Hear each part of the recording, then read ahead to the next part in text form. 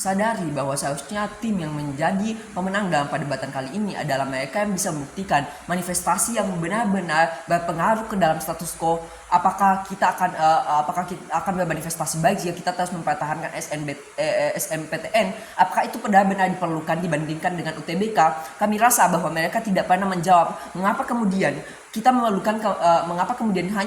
memerlukan satu kemampuan yang benar-benar kita berprestasi di dalam hal tersebut. Jika kita bisa membawakan hal tersebut kepada tim penguji di PTN, kita bisa membuktikan bahwa kita berprestasi di bidang ini dan itu cukup. Mereka tidak pernah menjelaskan hal tersebut. Mengapa kemudian kita tidak memerlukan kemampuan-kemampuan lain yang padanya ini harus diujikan di dalam UTBK. Kami rasa bahwa setiap SMA pada akhirnya itu memiliki kewajiban untuk mengajarkan muridnya setiap pengetahuan-pengetahuan umum, dan itu sangat umum bahwa pada akhirnya akan diujikan ketika mereka masuk ke dalam universitas untuk membuktikan bahwa mereka benar-benar memiliki standarisasi untuk padanya menjadi mahasiswa, karena semua ilmu itu diperlukan di dalam perkuliahan.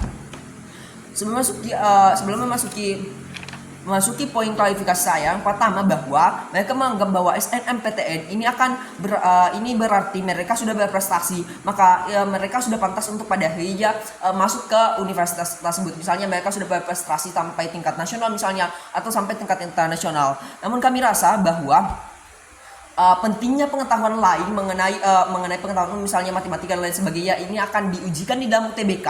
Itulah mengapa mekanisme kami mewajibkan UTBK dan tidak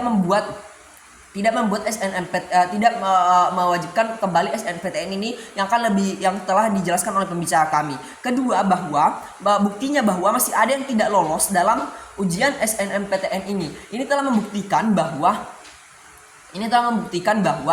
bahkan ketika seseorang sama-sama berprestasi, masih ada saja orang yang tidak lulus karena prestasinya ini. Ini menjadi hal yang bisa menjustifikasi bahwa ini bukanlah ini tidak bisa dibilang bahwa semua orang yang telah sangat berprestasi itu harus diapresiasi, karena buktinya masih ada saja orang yang tidak lolos dalam hal ini. Kemudian mereka menganggap kami seperti immoral misalnya, karena mereka sudah jelas berprestasi. Namun tetap harus melalui UTBK, dan juga prestasinya ini tidak akan dipertimbangkan dalam mekanisme kami. Namun kami rasa memang itu menjadi sangat penting, karena dia harus diuji setelah dia melalui SD, SMP, dan SMA. Setidaknya dia harus memiliki standar untuk pada akhirnya bisa kuliah dengan baik di perkuliahan, bukan? Kami rasa itu menjadi sangat penting.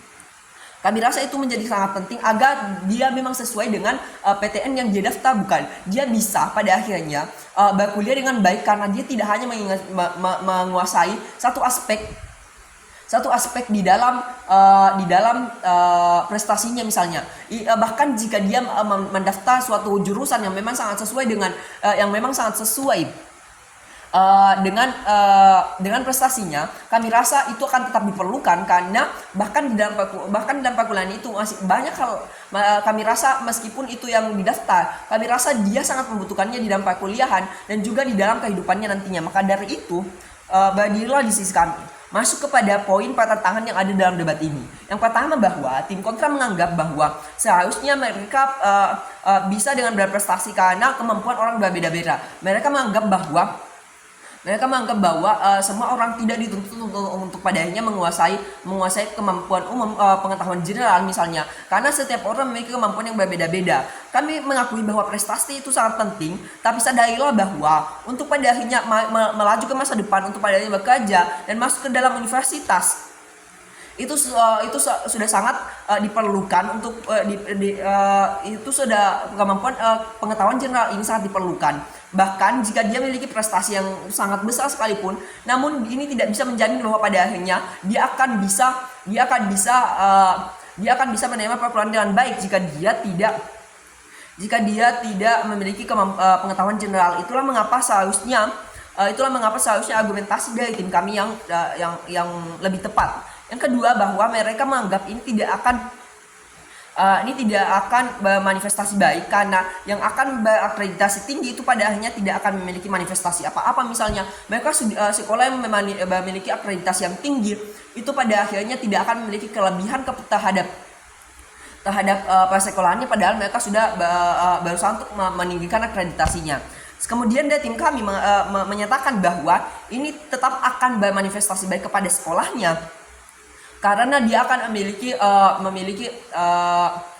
minat yang banyak untuk masuk ke dalam sekolahnya. Kemudian ini tidak adil karena orang-orang dari sekolah mereka yang berakreditasi tinggi itu tidak akan memiliki probabilitas yang lebih tinggi daripada mereka yang berakreditasi rendah. Tapi kami rasa ini justru lebih adil kepada yang memiliki akreditasi rendah, karena kami rasa ada beberapa orang yang pada akhirnya mendaftar SNMPTN namun mereka tidak lolos hanya karena akreditasi, padahal mereka sebenarnya memiliki akademik yang tinggi, namun karena sekolahnya memiliki akreditasi yang rendah dia justru terbatasi. Kami rasa dalam hal ini pada akhirnya kedua sekolah maupun akreditasi rendah yang akreditasi tinggi hanya yang dipertimbangkan benar-benar kemampuan akademik siswanya, sehingga ini akan menjadi lebih adil di sisi kami, karena dia akan benar-benar melihat kemampuan siswanya, bukan hanya akreditasi tinggi meskipun akademiknya rendah maka dia akan diloloskan, dan meskipun akreditasi rendah ini akan akademiknya tinggi. Kami rasa bahwa tidak semua, kami rasa bahwa apa yang menjadi membuat sebuah sekolah memiliki akreditasi yang rendah dan akreditasi yang rendah tetap bisa dijustifikasi bahwa siswanya pada akhirnya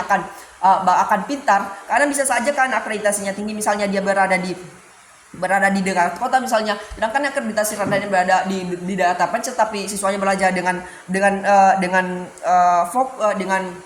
serius sehingga dia memiliki akreditasi yang tinggi. Masuk kepada kemungkinan terburuk yang ada di sisi kami. Misalnya bahwa pada akhirnya prestasi di siswa di sekolah akan menurun karena dia akan fokus kepada nilai akademik karena tidak diperhitungkan lagi di sisi kami. Kami akan menghapuskannya. Namun kami rasa ini tidak akan terjadi karena beberapa hal. Yang pertama, tentunya ketika dia diajak di sekolahnya untuk mengikuti lomba, dia tetap akan mengikuti hal tersebut. Mengapa kemudian dia tiba-tiba tidak akan mengikutinya, padahal di dalam lomba ini dia akan mendapatkan hadiah dan lain sebagainya. Kami rasa bahkan tim kontra tidak pernah menjawab hal tersebut. Kemudian bahwa dia sadar bahwa prestasinya akan membawanya ke masa depan, misalnya lomba debat, tapi pada akhirnya dia ingin masuk ke fisika misalnya, ke universitas dalam jurusan fisika ini tidak akan bermanifestasi apa-apa. Namun kami rasa bahwa pada akhirnya dia akan tetap mengetahui bahwa kemampuan berpikir kritis dalam debat itu memang tetap penting pada akhirnya, sehingga dia tetap akan mengetahuinya. Kami bangga untuk mendukung mosi ini.